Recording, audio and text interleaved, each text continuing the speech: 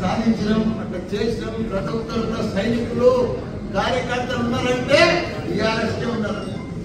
ఇవాళ ఒక పిలుపుతో ఇంతమంది వచ్చారు ఒక కార్పొరేషన్. ఇంకా సగం మంది జర కన్ఫ్యూజ్ ఉండి రాలే. లేకపోతే ఇవాళ కాదు ఇంత పెద్ద సరిపోను.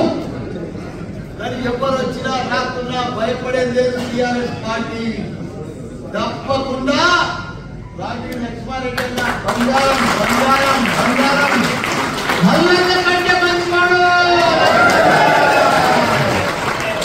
ఎందుకంటే మల్లన్న కంటే మంచివాడు నాకంటే కూడా ఎక్కువ సేవ చేసి ఎంతో మందికి పేదలకు ఆపరేషన్ చేయించాడు. గత 20 సంవత్సరాల సంది ఆయన సేవ చేస్తూనే ఉన్నాడు. అటువంటి నాయకుడు ఎక్కడ కూడా మనకు దొరకడం మన అదృష్టం.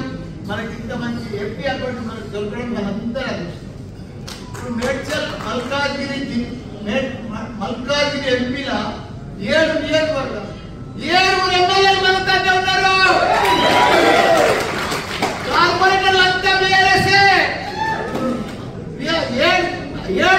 7 నియోజకవర్గాల్లో కార్పొరేటర్లు అంతా కూడా బీఆర్ఎస్. 200 మంది చిల్లర.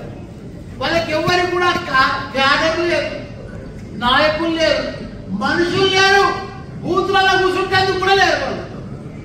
కాకపోతే కొన్ని అవిశ్వాసం కొద్దిగా లోకల్ స్థానిక నాయకులు అవిశ్వాసం పెట్టుకొని డిస్టర్బ్ అయ్యారు. కానీ లేకపోతే మన నాయకులు మొన్న ఎట్లా కల్పించారు బ్రహ్మాండంగా.